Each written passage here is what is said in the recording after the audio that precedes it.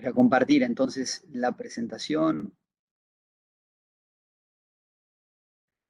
Un segundito.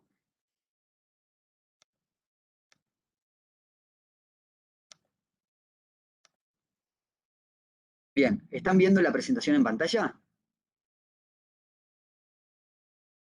¿Sí? No. Profe. ¿No? ¿Algunos sí, algunos no? A ver, ¿cómo puede ser que alguno lo haya Yo visto? sí lo veo. Sí. Todos lo ven. Sí, yo también. Sí, sí, ahora sí. Bueno, ¿se acuerdan que estamos viendo esta presentación sobre relación obligatoria, vínculo jurídico, obligación, un poco todos los conceptos básicos? ¿Entendieron más o menos lo que hablamos sobre el tema? ¿Alguna duda? ¿Alguien me quiere hacer un breve resumen sobre ello? ¿Algún voluntario? ¿No? ¿Qué entendieron?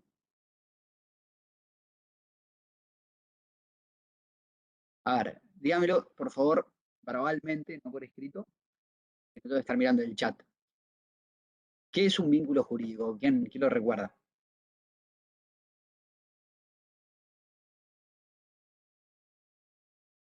¿Nadie? Sí, es la relación entre dos partes ¿Sí? que puede estar integrada por varias personas. ¿Sí? Una parte está obligada a cumplir con la obligación, con la prestación vendría a ser, y el otro, si no cumple, puede acudir a la justicia para que el otro cumpla. A grandes rasgos no. Está bien, a grandes rasgos. ¿Quién más quiere complementar lo que decía la compañera? Es como el elemento central de la obligación y es cuando, como dice, es un vínculo que liga un sujeto con otro. Bien. ¿Quién más? La finalidad en realidad de esa relación es un poco satisfacer los intereses que se generan en una relación. Es una relación que obliga y frente o sea, cuando el otro incumple frente a esa prestación o obligación, entonces tutela el ordenamiento jurídico, protege al acreedor, ¿no? O sea, ya sea a través del patrimonio del deudor, o el cumplimiento, digamos, de la prestación en sí, ¿no? Más o menos. Bien. ¿Quién más? Que la posición en que se encuentran de los sujetos puede ser activo o pasivo. Perfecto. ¿Eso cómo lo llamamos nosotros? Situación jurídica. Relación jurídica. Bueno, la relación jurídica es la que se da entre diferentes situaciones jurídicas. Perfecto. Ahora, ¿qué es lo que diferencia a la obligación del deber genérico? Estas situaciones jurídicas pasivas, donde los sujetos se encuentran en una posición de tener que hacer algo, cumplir algo, ¿cómo podemos diferenciar entre las especies que integran esta categoría la obligación del deber genérico?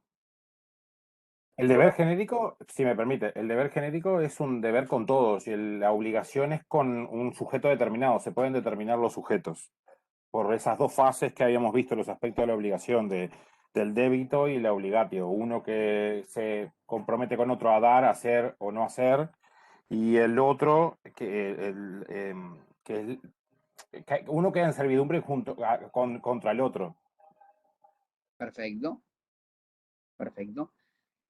Y es importante para definir si estamos frente a una obligación, un deber genérico, que lo que llamamos obligación tenga contenido patrimonial, ¿sí o no? Sí, porque usted había dicho, perdón que interrumpa, profesor, porque usted había dicho que yo tenía claro por lo que leí de Gamarra que siempre implicaba la patrimonialidad. Y usted el otro día dijo como que otros autores no decían eso, que no incluía siempre la patrimonialidad. Es correcto, es así. En realidad esa patrimonialidad lo que hace es responde en caso de incumplimiento. La relación que hay entre patrimonios, en caso de incumplimiento de uno, se puede recurrir contra el patrimonio. Bien, creo que ahí estamos refiriendo a temas diferentes. Cuando hablamos de que la obligación tenga carácter patrimonial, como dice aquí la gráfica, lo que decimos es que esa prestación que tiene que realizar el deudor pueda ser estimable pecuniariamente, ¿no? por decir un ejemplo gráfico. Si yo estoy obligado a pagarles 1.000 pesos, bueno, Pero obviamente, hablamos del sí, adelante. específico, hablamos de la obligación específica y hablamos de responder en específico o de responder, digamos, en otro valor, ¿no? ¿Eso es lo que se refiere usted? Más o menos. A lo que yo refiero es que la prestación, la obligación que tiene que cumplir la persona, cuyo objeto es una prestación determinada, un dar, un hacer o un hacer, pueda tener una estimación pecuniaria. Podamos hacer una valoración de cuánto dinero implica eso, ¿sí? Entonces, por ejemplo, si yo me obligo a construir una ventana, bueno, podemos hacer una estimación de cuánto puede costar construir una ventana y que si yo no lo hago y lo tengo que hacer un tercero, cuánto nos cobraría. Ahora, si yo me caso y me obligo al deber de fidelidad respecto a mi esposa, ese deber de fidelidad no es susceptible de estimación pecuniaria, es algo que no tiene que ver con el dinero. Profesor, ¿puedo decir? Sí, un ejemplo que se me viene a la cabeza. Yo tengo el deber de respetar las normas de tránsito. Por ejemplo, yo manejando, que por suerte no lo hago, tengo el deber de no matar a nadie, no cruzar con la roja y demás. Ahora, si yo inflijo alguna de esas normativas que marca el por tránsito y cometo una infracción, nace la obligación de que yo pague una multa, por ejemplo, o si atropellé a alguien, nace la obligación de que yo lo indemnice. Entonces, de haber faltado a un deber, nace una obligación. Sí, pero quiero hacerles una aclaración. Pero vamos a ir por partes porque es un tema un poquito escabroso y me interesa que les queden los conceptos claros. Lo primero que tenemos que definir es cuándo estamos frente a una obligación o un deber genérico. Lo que sabemos es que si ese deber en sentido amplio se tiene no respecto a una persona determinada, sino respecto a la generalidad de los sujetos, por ejemplo, no matar a otro, respetar el derecho a la vida de los demás, es un deber genérico y no una obligación. ¿Ah? Eso va por los ejemplos que tú pusiste. Ahora, si estamos frente a un deber en sentido amplio que se tiene respecto a una persona determinada, por ejemplo, pagar una suma de dinero a Juan Pérez, porque así me obliga en un contrato, eso es una obligación. Lo que discute la doctrina es si es suficiente solamente con el hecho de que ese deber en sentido amplio se tenga respecto a una persona determinada, para considerar que estamos frente a una obligación. O si además se requiere un segundo carácter, que es que si esa obligación, ese deber en sentido amplio, implica una actividad, un hacer, un no hacer o un dar que pueda ser estimable patrimonialmente, que lo podamos valorar económicamente. Usted está hablando de las concepciones, ¿no? De la materialista, la tradicional, ¿eso? No, Sí. no. Estoy hablando sobre cuáles son los caracteres de la obligación. Y si es una característica necesaria de la obligación, que sea estimable pecuniariamente o no. ¿Sí? Para la gran mayoría de los autores, sí, solamente será obligación cuando le podemos hacer una valoración económica, y para otros autores es intrascendente.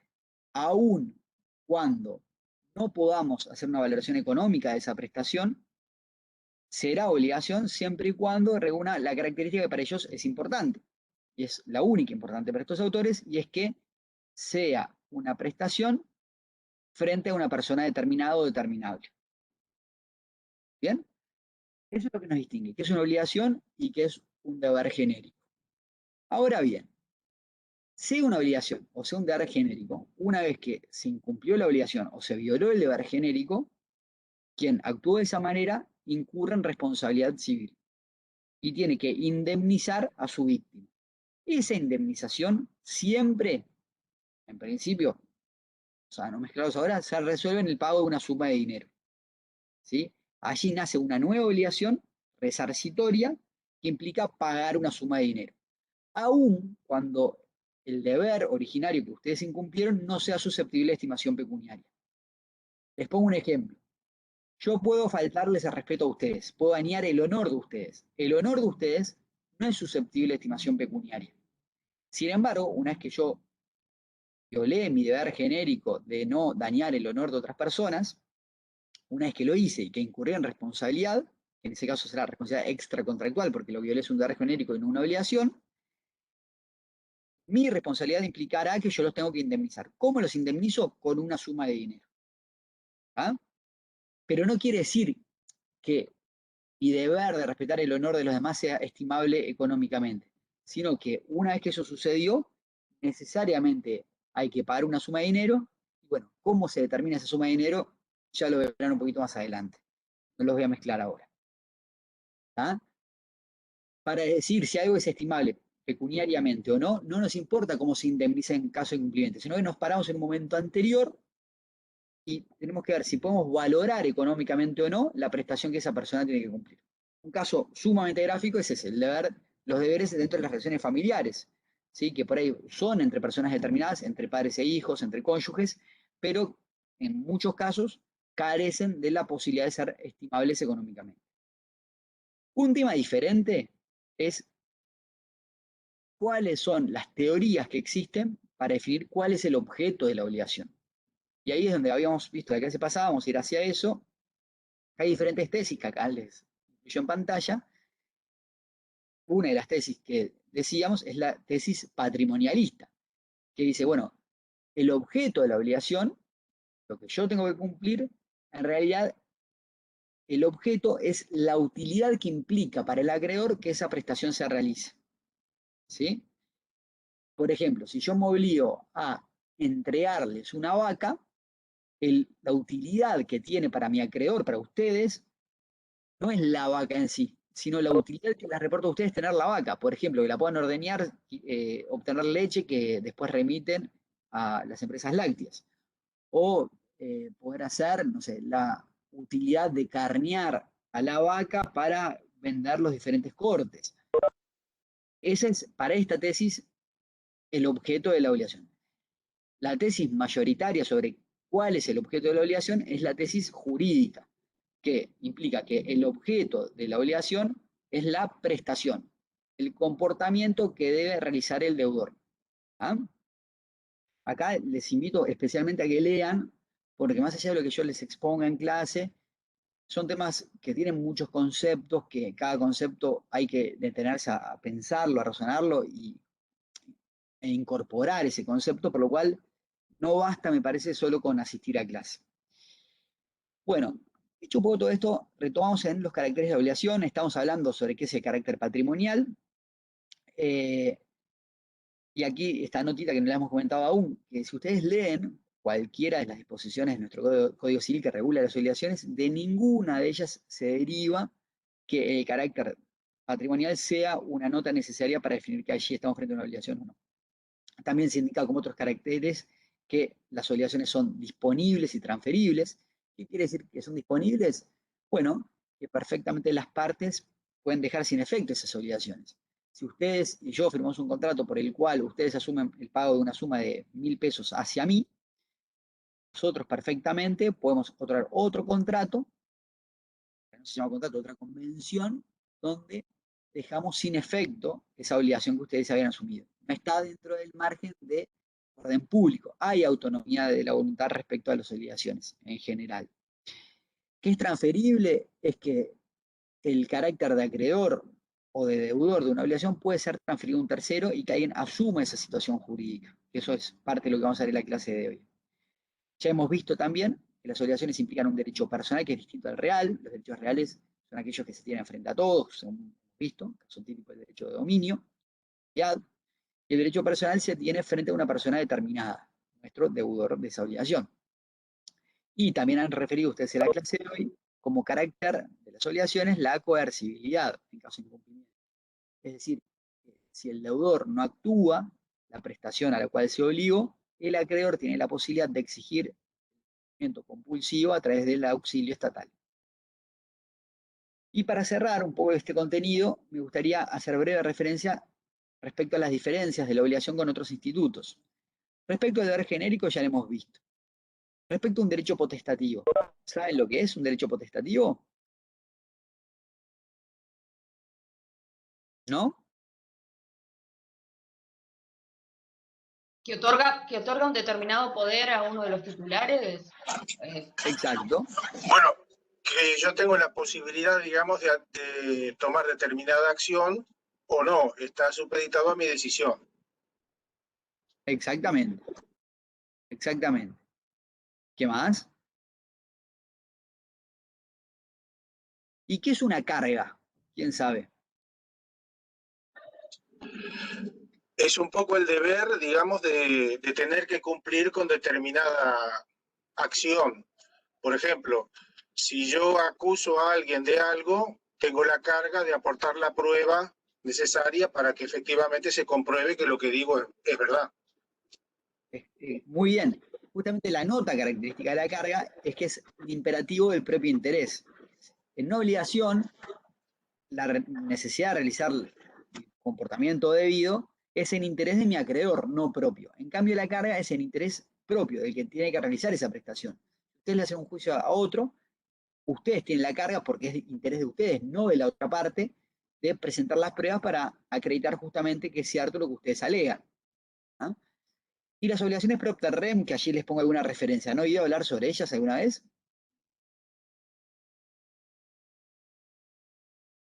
¿No? ¿No es la obligación de dar un cumplimiento a una prestación positiva de hacer o no hacer? ¿No? Como lo dice su terminología en latín, propter rem quiere decir que son obligaciones que siguen a la cosa, siendo un poco exagerados. Determinar quién se encuentra en situación jurídica pasiva, o sea, quién es el obligado, depende de quién sea el que tenga un derecho sobre determinada cosa. ¿Sí? Y aquí yo les pongo Por ejemplo, algunos en el caso ejemplos de en los la derechos pantalla. reales, ¿no, doctor? En el caso, sí, Bueno, lo que pasa es que estamos en la fase contraria, no de derechos, sino de obligados. claro, ¿Sí? sí, sí. Por ejemplo, el pago de la contribución inmobiliaria. ¿Sí? ¿Quién es el obligado a pagar la contribución inmobiliaria de un inmueble? El propietario. Si ustedes venden su casa a un tercero, el que compra la casa pasa a estar obligado a pagar la contribución inmobiliaria a ese inmueble. Son obligaciones que dependen de quién sea el titular de determinado derecho real. Aquí, bueno, yo les puse esos ejemplos de pagar la medianería, la construcción de la divisoria, las horas necesarias para el ejercicio de la servidumbre, reparar las cosas usufructuadas. Hay alguna duda también sobre algunos otros institutos respecto a gastos comunes, de los apartamentos de edificios, que bueno, yo entiendo que no son propter rem. Y también está el concepto de carga real, que es bastante similar al de obligación propter rem. ¿Sí? La diferencia de la carga real es, vinculado al concepto de carga, no se realiza en interés de un tercero, sino en interés propio. Es la imposición de determinado comportamiento del individuo, ¿sí? Pero para lograr un resultado útil para ese mismo individuo, es en su propio interés. Y también se transfiere esa carga real junto a la transferencia del derecho real. ¿Bien? ¿Puedes repetir ese último concepto que no lo Sí. agarré? Fíjate allí lo que yo te escribo en pantalla, ¿no? Carga real. Es la imposición de un comportamiento como premisa para lograr un resultado útil para sí. Es un imperativo de propio interés, o sea que el sujeto que se encuentra en esa situación jurídica de carga real tiene que cumplir esa carga, pero no para beneficiar a un tercero, sino para beneficiarse a sí mismo, es por su propio interés. Por eso no hay un derecho subjetivo enfrente a exigirle el cumplimiento. ¿Sí? Si esta persona no realiza esa actividad propia de la carga real, nadie le puede exigir que lo realice. ¿Bien? Es parecido al propter rem, nada más que el propter rem sí tiene enfrente a una persona con derecho subjetivo a que esta persona realice su prestación. Buen Por día, ejemplo, profesor. sí, Un ejemplo podría dar, le podría sí, proporcionar a ver si está bien. sí, por ejemplo, en el caso de las obligaciones propter rem, la contribución inmobiliaria tiene por titular de derecho subjetivo a que se pague la contribución inmobiliaria la intendencia respectiva. ¿Sí? El No, límite. yo le quería proporcionar a ver si está bien. En el Sí, caso lo vimos en registrar, el registro público, por ejemplo, ¿no? Que nosotros no tenemos el deber de inscribir, pero sí la carga de hacerlo a los efectos que sea que no, para no oponible a ser oponible a terceros. tercero, ¿no? Es correcto, exacto. Pero si ustedes no cumplen con su obligación, no hay un tercero que pueda venir a exigirles la inscripción. ¿Sí? Y Perfecto, gracias. responsabilizarlos porque no lo hayan hecho.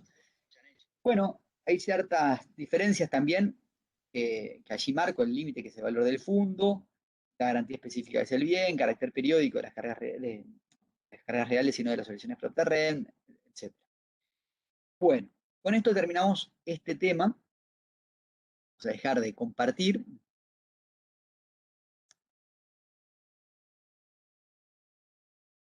Ahí está. Bien. Ahí está. Y ahora vamos a ingresar en el siguiente tema que tenemos previsto para hoy, que son las fuentes de las obligaciones. ¿Alguna duda sobre esto que vimos?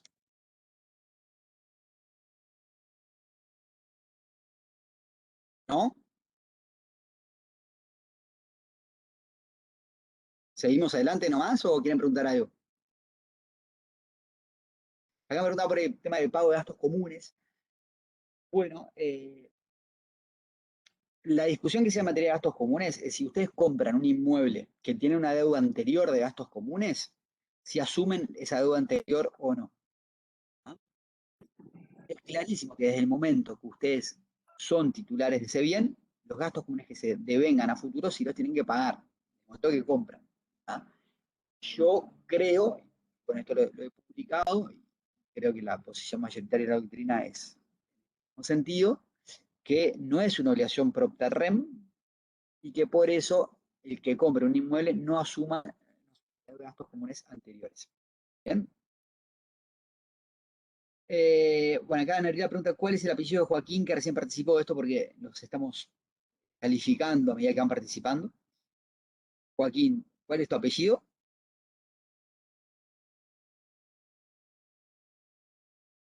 Que dice Joaquín 33, me parece. Joaquín, ¿escuchan? Sí, perdón. Mi apellido es Sí. Lucas, perdón. Ah, bien, Joaquín perfecto. Lucas. Bueno, entonces seguimos con el tema de fuentes. ¿Ahí leyó algo sobre este tema? Profe, Sí.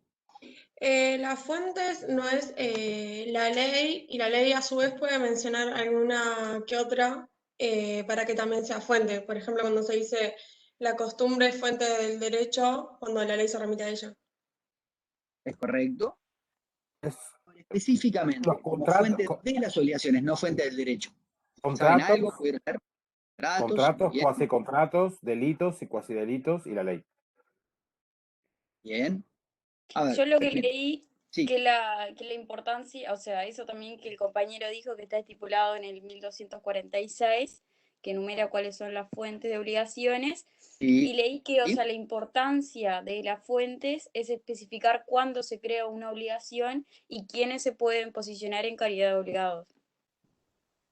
perfecto. ¿Qué más? Yo había leído de que es el ordenamiento, o sea, el ordenamiento le da a determinado hecho la virtud de provocar un surgimiento de una relación obligacional. Lo había leído algo de Verdaguer, que había dicho. Bueno, está muy bien. Y fíjense qué interesante lo que ustedes acaban de decir, porque nos permite graficar lo que hablábamos un poquito más temprano de cómo hacer la monografía, ¿no? Si ustedes quieren hacer una exposición dogmática o vinculada a determinado derecho positivo, o sea, dogmática, probablemente pueden decir, bueno, fuentes de las obligaciones son la ley, contrato, cuasicontrato, delito y cuasidelito. ¿Por qué? Porque así lo dice el artículo 1246 del Código Civil. Si el día de mañana se modifica el artículo 1246 y son otras las fuentes, esa monografía que ustedes hayan escrito ya no estará vigente, porque lo que ustedes decían como fuente a partir de determinado sistema, ya hoy no lo es. En cambio, si dan una descripción de fuente, como la que daba recién la compañera, más abstracta, prescindiendo de una regulación determinada, sino en el sentido de que son aquellos supuestos de hecho que se consideran válidos por determinados sistemas jurídicos para generar obligaciones, esto es válido más allá de cuál sea la regulación en determinado ordenamiento, en determinada sociedad, sobre si la ley es fuente de derecho o no lo es, si el contrato es fuente de las obligaciones o no lo es, perdón, y es inclusive trasladable a otros países. Por eso yo les sugiero siempre los temas partan prescindiendo del derecho positivo uruguayo, pensando el tema un poquito más abstractamente. Y una vez que lo han pensado abstractamente, bueno, a ver, fuente puede ser cualquier hecho, perfecto. ¿Cuáles son los hechos que en Uruguay se consideran suficientemente relevantes para ser considerados fuentes de derecho? ¿Qué es lo que dice el 1246 al día de hoy? Tal cosa, ¿sí? Bueno, en definitiva, aquí intenté darles una definición muy concretita para que les sea fácil, que es cualquier hecho que da origen a una obligación. ¿Bien? Ahora, ¿cómo definimos cuáles hechos dan origen a una obligación y cuáles hechos no? En nuestro país, sí, profe, adelante. perdón. Cafera habla de que la obligación es el reflejo de la norma primaria. ¿Sí? Porque nosotros lo que decíamos, ¿se acuerdan? Es que hay dos tipos de normas. Las normas primarias y las normas de reconocimiento o de cambio, más genérico. Las normas primarias son aquellas que dicen, bueno, si sucede determinado comportamiento, determinado supuesto de hecho, se aplica determinada consecuencia. En este caso, una norma primaria sería decir, bueno, aquellos que que le causan un daño a otro, tienen la obligación de indemnizar. ¿Sí? El supuesto de hecho es causar un daño a otro y la consecuencia es que si no lo reparan, podrán ser llamados a responsabilidad. ¿Ah? Ahora, lo que estamos viendo acá no es la norma de cambio, perdón, no es la norma primaria en sí, sino la norma de cambio. ¿Qué es lo que nos permite a nosotros decir aquí hay una obligación o aquí no lo hay? ¿Cuáles son esos hechos que el ordenamiento jurídico reconoce como válidos para establecer dónde hay obligaciones y dónde no las hay? ¿Sí? En nuestro sistema, al día de hoy, la regla que se acepta para establecer cuáles son las fuentes de las obligaciones y cuáles no es el artículo 1246 del Código Civil. ¿Bien? Lo leo, por favor.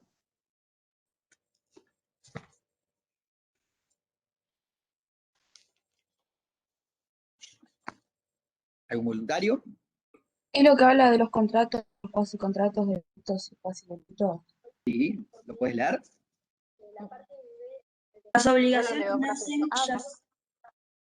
Lee. Por favor, cierre. Ahí va. Las obligaciones nacen ya sea del concurso real de las voluntades de dos o más partes, como de los contratos, ya sea de un hecho voluntario de la persona. Perdón, vamos leyéndolo de a poquito. Las obligaciones nacen, el concepto de fuente, como ustedes lo entienden en la vida normal, ¿qué es una fuente? El lugar donde emanan las cosas. Bueno, ¿de dónde nacen las obligaciones? De las fuentes. Primera opción que nos da, ya del concurso real de voluntades de dos o más personas, como en los contratos. Es decir, por un acuerdo, bueno, estamos musicalizados, por el acuerdo de voluntades entre dos o más personas, que es justamente la definición de contratos que después vamos a estudiar con más detenimiento. En realidad son las convenciones, los negocios jurídicos. Pero dentro de los negocios jurídicos tenemos una especificación, que es cuando hay intervención de dos o más personas, que son las convenciones, y dentro de las convenciones, para que sea contrato, tiene que tener una particularidad, y es que esa convención tiene que generar obligaciones. Si una convención, un acuerdo de voluntades entre dos o más personas no genera obligaciones, no es un contrato. Es un documento de otra característica, un negocio jurídico de otra característica, con alguna excepción que después vamos a ver. ¿Bien? Seguimos leyendo, por favor. Sí. Ya sea de un hecho voluntario de la persona que se encuentra obligada, como los cuasicontratos, ya a consecuencia de... Ahí justamente lo que sucede en los cuasicontratos es que no hay un acuerdo de voluntades. Una persona voluntariamente, ¿sí? No es un accidente, sino que toma la decisión de realizar determinada actividad que la coloca en posición de cuasicontrato. Después ya vamos a estudiar en este curso cuáles son los cuasicontratos. Al generarse un cuasicontrato, es decir, esa situación donde no hay acuerdo de voluntades, están determinadas por la ley, también nacen las obligaciones. Seguimos, por favor. Adelante. Ya a consecuencia de un hecho que se ha inferido injuria o daño a otra persona, como en los delitos y cuasidelitos. Frenamos ahí. Un hecho por el cual se ha inferido injuria o daño a la persona. Este término injuria en realidad viene del derecho romano, pero básicamente lo que implica es que se ha dañado a otro, ¿no? Por eso injuria o daño de otra persona, ahí lo aclara. Como en los delitos o los cuasidelitos. Es decir, cuando ustedes sin tener un vínculo contractual o cuasi contractual con una persona, le genera un daño. están obligados a indemnizarlos, ¿sí? Por eso es como fuente de obligación esa de indemnizar el daño que sufrió esa persona. La diferencia entre delito y cuasi delito es la intención. En los delitos ustedes tienen la intención de dañar a esa persona, y en los cuasi delitos dañan a esa persona, pero sin haber tenido la intención de hacerlo. Simplemente lo hicieron a título de culpa, porque obraron negligentemente. No confundan acá el concepto de delito con delito penal. Una cosa es el delito civil y otro el delito penal. Delito penal, ya van a estudiar, en derecho penal, es solamente aquel que está regulado en la ley penal y al cual se le aplican consecuencias penales, por ejemplo, la privación de libertad. En cambio, hay otras situaciones que implican delito civil.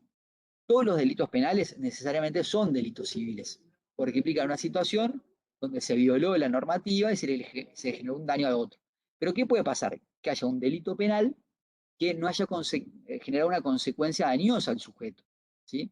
Por ejemplo, si yo intento asesinarlos a ustedes, pero no lo logro, quizás no les genere ningún daño, pero esa conducta va a ser castigada penalmente porque es delito la tentativa de homicidio. A nivel civil, lo que nos interesa es solamente cuando el daño efectivamente se produjo. ¿Ah? Lo segundo, la segunda gran diferencia entre delito penal y delito civil, es que delito civil no solo son aquellas conductas que están tipificadas como delito penal, sino cualquier otra conducta que intencionalmente le cause un daño a otro. Hay ciertas notas que se agregan a esto, por ejemplo, que eso haya sido realizado de un modo ilícito, es decir, contraviniendo el sistema jurídico, contraviniendo las reglas normativas, las leyes, que la actuación del sujeto que causó ese daño haya sido negligente, haya sido culpable, y que haya una relación de causalidad entre esa conducta ilícita culpable con el daño producido. Es decir, que la causa del daño que sufrió un sujeto haya sido la acción de la persona a la cual se va a demandar. ¿Sí? Seguimos leyendo, por favor. Adelante. Ya por disposición de la ley, como sucede en las relaciones de familia o en las relaciones civiles. Exactamente.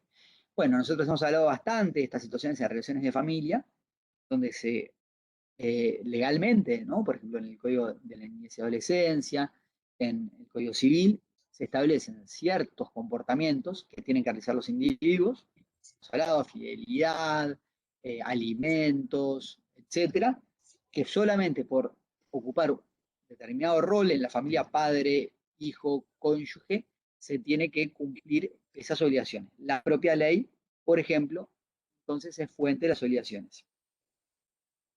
Y como cierra este artículo, Las obligaciones que nacen de la ley se expresan en ella. lo cual es lógico, ¿no? Para que una obligación tenga origen legal, es la ley la que tiene que decir que es una obligación. ¿Ah? Y acá una pregunta a mí me gusta mucho realizar. ¿Por qué entienden ustedes que estrictamente la única fuente, es una expresión que se dice muy a menudo, es que la única fuente de las obligaciones es la ley, a pesar de lo que dice la norma? Porque Porque tienen un contenido... Bueno, no sé qué hablar. No, dale tranquila, dale tranquila. De que había leído de que tienen un contenido heterogéneo, porque las leyes crean otras fuentes. ¿Sí? ¿Qué más? La verdad es lo que dice es que la ley en sí misma no es una fuente de obligación. Lo que hace es crear las fuentes.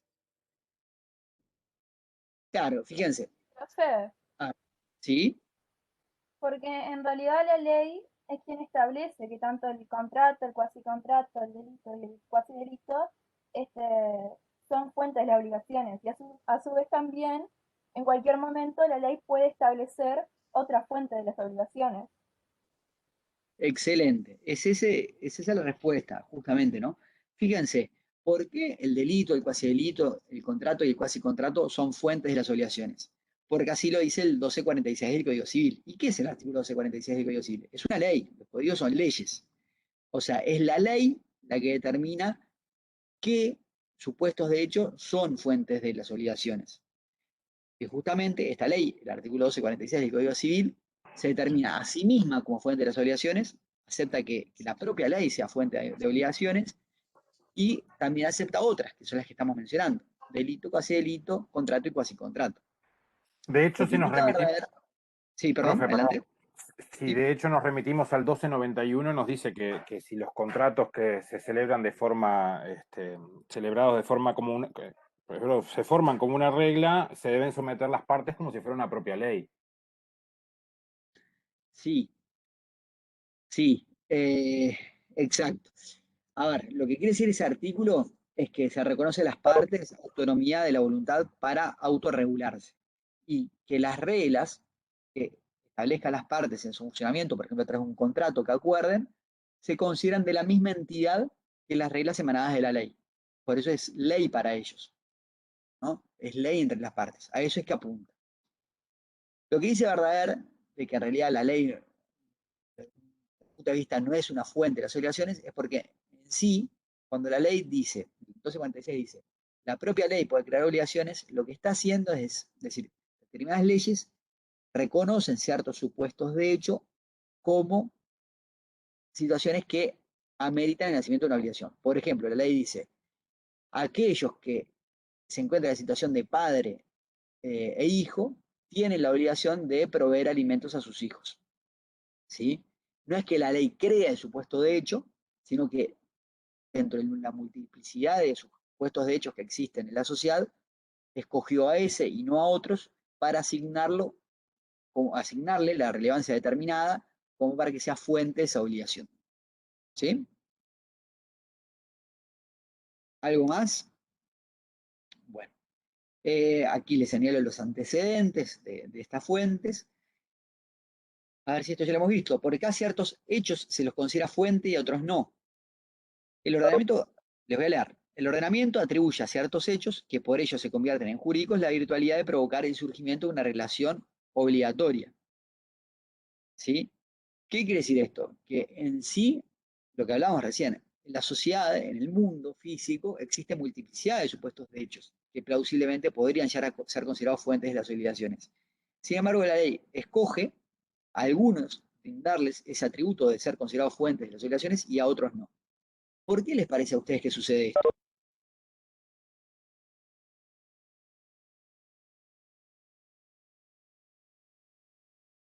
¿Qué se les ocurre? ¿Por qué pasará?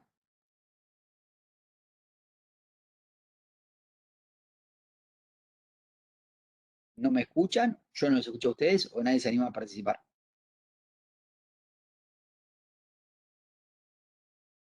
¿Me escuchan? Si puedo repetir, bueno, decimos que en el mundo, en la realidad, existen muchos supuestos de hecho que eventualmente podrían ser considerados fuentes de las obligaciones. Sin embargo, el derecho solamente señala algunos de sus supuestos de hecho como relevantes para ser considerados fuentes de obligaciones y no a otros.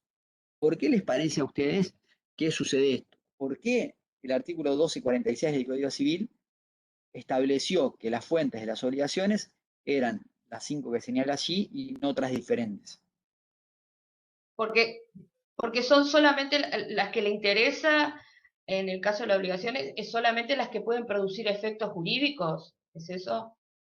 Sí, es correcto. Y tú dijiste, porque son las que le interesan.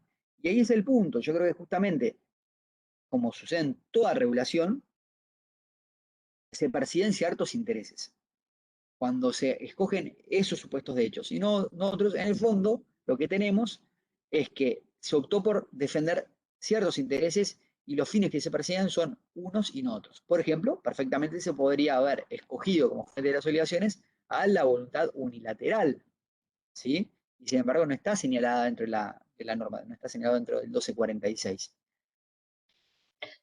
Yo iba, ¿Sí? no sé, no sabía si era eso, pero digo, yo iba al hecho de que la obligación en sí lo que hace es, la finalidad de la obligación intenta satisfacer el interés del acreedor, o sea, básicamente es un poco eso, proteger en esa relación, y a lo que le interesa la obligación es justamente, la finalidad es ver esos hechos, los hechos que los hechos jurídicos que tienen consecuencias, que afectan de alguna manera, ya sea el patrimonio o no. No sé si estoy redondeando para Sí, el entenderlo. único Porque... punto que me gustaría acotarte es que en realidad tú partís diciendo, implica, o lo que se busca es proteger el interés del acreedor, pero para saber quién es acreedor, primero tenemos que saber que hay una obligación, ¿sí? Porque el acreedor es respecto de determinada obligación. Entonces, solamente le habremos de reconocer esa calidad a un sujeto determinado cuando previamente reconocimos que allí hay una obligación. Ahora, pero en definitiva, para el sujeto que eventualmente resulta acreedor de una obligación, si la reconocemos como tal, lo que le serviría es que se reconozca como fuente de las obligaciones la mayor cantidad de supuestos de hechos posibles. Porque cuanto más amplio es el espectro, más tipo de relaciones o más cantidad de relaciones se encuentran amparadas por el sistema obligacional. ¿Sí? En el fondo lo que hay es, como yo les decía, es un interés, una decisión de elegir esas y no otras. Que puede ser eso, puede ser distinta. Bueno, vamos a ver muy brevemente la evolución histórica, porque yo sé que es un tema que aburre un poco, pero simplemente lo que me gustaría decirles es que originalmente en el derecho romano se le da mucha importancia a la autonomía de la voluntad, ¿sí? O sea, las partes libremente podían obligarse como quisieran, ¿sí? Existía un sistema determinado de cumplimiento que era pretoriano. Existían ciertas figuras que eran los pretores en Roma, que lo que hacían frente a determinados supuestos de hecho que estaban previamente establecidos, intervenían. No podían intervenir frente a cualquier situación de hecho. No podían ustedes acudir al pretor, decir, bueno, acá tengo una situación de relación entre particulares que quiero que tú intervengas y resuelvas, ¿no? Pretores, imagínense una figura similar a lo que son los jueces al día de hoy. Solamente podían intervenir en aquellas situaciones previamente establecidas. Era un sistema típico, como sucede en derecho penal. En derecho penal no hay una regla genérica de decir, bueno, todo es delito, sino que son solamente delitos, solamente aparejan sanción penal aquellas conductas que están típicamente descritas, no las demás. Bueno, la misma lógica sucedía en Roma y probablemente porque el derecho civil no estaba desinhibido del derecho penal, era una especie de capítulo del derecho penal. Bueno, allí hay algunas referencias a algunos orígenes de estas situaciones, vamos a pasar por alto, pero en determinado momento a estas situaciones se incorpora la delicta. La delicta son hipótesis genéricas donde se daña a un tercero, ¿sí? No es que exista un principio general de daño a otro, pero sí establecía con cierta amplitud que se puede aplicar analógicamente las reglas establecidas para resolver situaciones no reguladas. Dentro de delictas se hace una distinción entre la crimina y el delictum. El delictum es lo que conocemos hoy como delito penal, pero, perdón, la crimina es lo que hoy conocemos como delito penal, pero el delictum, a pesar de su nombre, eran situaciones que no eran criminales, pero sí que implicaban daños entre particulares que eventualmente habría que actuar y que generaban esa obligación de indemnizar y los pretores deberían intervenir. ¿Sí? Esto va evolucionando, aparecen luego las institutas.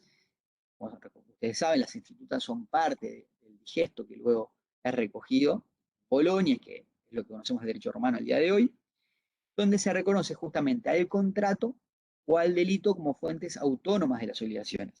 ¿Sí? Se mantiene esta lógica de la autonomía de la voluntad como fuente relevante y también la actuación delictiva, penal o civil, como fuente de obligaciones. Luego se van agregando otras especies, como allí les indico, y finalmente con Justiniano, ustedes saben que Justiniano fue un emperador muy importante porque buscó de alguna forma unificar políticamente, territorialmente y jurídicamente lo que era Roma en un momento que estaba un poquito complicado, y ahí hace una recopilación y un orden de la normativa dispersa a lo largo de muchísimos siglos, y ahí queda establecida esta regla de que, bueno, generan obligaciones, contratos, los casi contratos, delitos y cuasi delitos. ¿Sí? Luego, en el Código de Napoleón, en el Código francés, y a partir de ahí todos los códigos que lo siguen, pero siguiendo también la influencia que tenían los autores prenapoleónicos, Domat, Potier particularmente, se acepta también a la ley como fuente de las obligaciones. Bien, ya hemos visto cuál es un poco la idea de que es una fuente de la obligación, que son los hechos jurídicos a los cuales la ley atribuye la calidad de generar obligaciones, la potencialidad de que nazcan obligaciones obligatorias. En el common law, ¿saben lo que es el common law? ¿Alguien sabe? Sí, es el sistema jurídico aplicado en naciones fundamentalmente emanadas de Gran Bretaña, digamos, del Reino Unido. Se basa en la importancia fundamental de la costumbre como fuente de derecho. Sí, es correcto, y sobre todo las costumbres jurisprudenciales, ¿no? Los antecedentes judiciales. Exacto, sí. Básicamente ahora se toma como real fuente de derecho la costumbre del punto de vista jurídico judicial, ¿no? Exactamente, exactamente.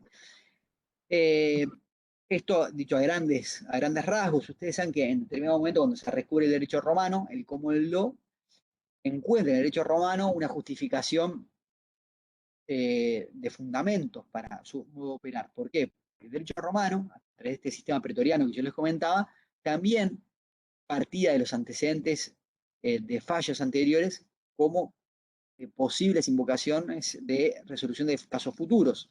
Entonces ahí encuentra un antecedente histórico y le permite justificar su propio accionar. Entonces vamos a encontrar muchas raíces en común. Lo importante en este punto es que en el common law, en el derecho anglosajón, no existe una teoría general de las fuentes como estamos viendo nosotros, sino lo que existe es, como les indico allí, básicamente la consideración de los precedentes jurisprudenciales y a partir de ellos se analiza en qué casos se considera que un determinado supuesto de hecho genera obligaciones y en qué casos. ¿Sí? Voluntad unilateral. Bueno, este es un tema que genera mucha polémica, ¿no? Nosotros dijimos que el acuerdo de voluntad genera obligaciones, pero ¿qué pasa cuando no hay acuerdo de voluntad de eso? Sino que una persona unilateralmente decide obligarse. ¿Qué pasa si yo les escribo en un papel a ustedes y lo firmo solo yo diciendo, yo me obligo a mañana regalarles un alfajor a cada uno? ¿Estoy obligado a hacerlo o no? ¿Qué opina?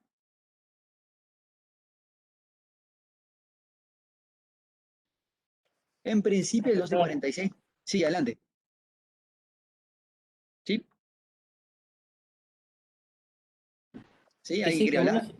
Uno se puede obligar. Profe, yo había leído algo. Bueno, no sé Sí. quién está hablando. Adelante.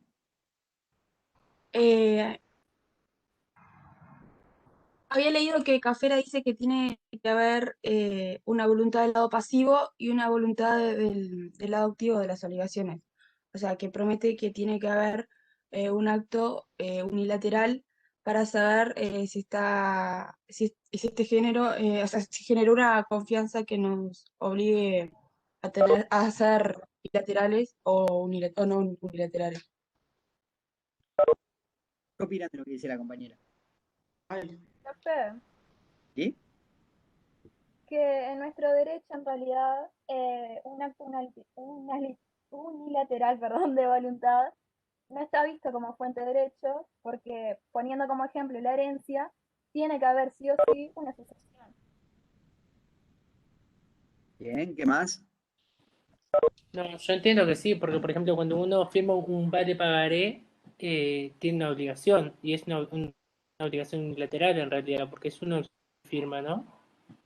Bueno, justamente el punto que tú decís está señalado allí en la gráfica, son los títulos valores. Se van a estudiar en Derecho Comercial, que los títulos valores son determinados documentos, por ejemplo, los cheques, letras de cambio, los conformes, vales o pagaré, que son sinónimos, en los cuales unilateralmente nace una obligación. Pero eso sucede porque hay determinadas leyes, a ver si no me falla la memoria, son las 14.412 y 14.701, seguramente ustedes lo tienen más presente que yo, que son las que regulan que en esos casos concretos la voluntad unilateral genera obligaciones. ¿Sí? Hay otras hipótesis que allí les señalo los documentos de crédito. Sí, perdón, ¿alguien quiere decir algo? No, profe, yo había leído el tema de cuando cuando se hace la descripción de los sujetos determinables, indeterminados y todo eso. Y en una de las situaciones establece que hay sujetos que son determinables a futuro, por decirlo, que se hace de manera provisoria. Es cuando yo hago, justamente uno de esos ejemplos era cuando un profesor dice, bueno, cuando uno haga la monografía, yo les voy a pagar, su ejemplo, 3.000 pesos, el que haga la monografía. Entonces, queda como, digamos, en el futuro, ¿no? Igual, en ese caso, se tutela el crédito, digamos, o la obligación. ¿Está bien eso? Está más o menos. ¿Por qué? Lo que tú Profe, decís, yo tenía ese ejemplo con una recompensa. Se me pierde el perro y le ofrezco una recompensa a la persona que me lo devuelva. Es bien, exactamente lo mismo, ¿no? bien, exactamente. Mira, en ese caso lo que hay es una propuesta. Tú propones algo, pero para que haya un acuerdo de voluntades, recuerden que lo que dice el 1246 es que el acuerdo de voluntades, que las dos partes se ponen de acuerdo, alguien tiene que aceptar lo que tú propones. Lo que tú haces es decir, bueno, yo al primero que termine el examen le doy algo, o al que encuentra a mi perro le doy una recompensa, es una propuesta. La propuesta no genera una obligación. Solamente esa propuesta implicará una obligación cuando sea aceptada. ¿Por qué? Porque propuesta más aceptación es lo que implica el consentimiento. Se produjo el acuerdo de voluntades. Por eso es que la oferta al público en principio... El Sí, ejemplo adelante. podría ser los contratos de adhesión, ¿no? Por ejemplo, que se hacen de forma... No. No, porque el contrato de adhesión implica un acuerdo de voluntades. Lo que sucede en el contrato de adhesión es que una de las partes redacta, establece todas las bases y la otra parte no tiene la posibilidad de negociar. Caso típico, cuando ustedes se suben al ómnibus, pagan el boleto, ustedes no tienen un momento de negociación con el chofer de decirle, no, pará, vos me estás cobrando lo mismo a mí que al otro pasajero que lo llevas hasta la Plaza Independencia. Yo me bajo en Rivera y Soca, me cobran un poquito menos, ¿no? Eso es imposible. Allí ustedes, como pasajeros, se encuentran en una situación de o contratan o no contratan. Pero si contratan es, sin discusión alguna, con las bases que les dan, que están básicamente en el boleto, y a un precio determinado. Eso es un contrato de adhesión, pero hay un acuerdo de voluntades. Ustedes aceptaron contratar, en principio. Después vamos a ver cuando estudiemos contratos de adhesión, que algunos sostienen de que esa aceptación en el fondo carece de las notas típicas para llegar a decir que hay una aceptación, pero vamos a dejarlo un poquito de lado. En principio, esa propuesta que ustedes hacen, o inclusive la oferta al público, cuando yo, por ejemplo, a la televisión digo, no sé, venga a mi comercio y compre ya los zapatos en oferta el día de hoy. ¿Sí? Todo el mundo lo ve públicamente, pero nadie dijo, ok, acepto y te compro los zapatos a ese precio. En ese momento previo, la oferta, la propuesta, no generó obligaciones en principio. ¿Ah? Notas que le tenemos que hacer a esto. Primero, la ley de relaciones de consumo. Artículos 12 y 22 de la ley de relaciones de consumo, que los invito, por favor, a leerlos. Aquí, en el ámbito de las relaciones de consumo, que es un ámbito determinado entre las relaciones particulares, se le asigna determinada consecuencia a esa propuesta, esa oferta al público. ¿Por qué? Porque en caso de celebrarse el contrato, el proveedor no solo se obliga específicamente a lo que diga el contrato, sino que también se obliga a aquello que estaba señalado en la oferta. Pero aquí tenemos una situación donde la ley de relaciones de consumo, la ley 17.250, agrega otro supuesto de hecho como fuente de las obligaciones para este ámbito determinado, relaciones de consumo. La segunda nota que les quiero hacer es que si yo propongo, bueno, aquel que encuentra a mi perro le pagaré una recompensa. Ustedes no me dicen que lo aceptan, ¿ah? Pero dedican mucho tiempo a buscar a mi perro, dejan de ir a una fiesta para dedicarse a buscar a mi perro. En definitiva, confían en lo que yo dije y luego, no sé, encuentran a mi perro. Yo no puedo decir, no, mirá, en realidad yo no estaba obligado por esto. Primero, porque en el momento que ustedes vengan con mi perro, implícitamente están aceptando la propuesta. Están diciendo, yo acepté lo que tú propusiste, te doy acá tu perro. Pero aún así, si usted hace esa propuesta, bueno, al que encuentra a mi perro, le doy una recompensa. Si luego un tiempo dejan sin efecto esa propuesta, pero en el interín ustedes ya confiando en mi propuesta han desarrollado ciertas actividades, eventualmente podría implicar cierta responsabilidad de parte del proponente porque actuó de buena fe. Generó una situación donde todo el mundo confió, dedicaron tiempo hacia eso y luego la dejó sin efecto intempestivamente. Pero eso no nos vamos a meter por el momento.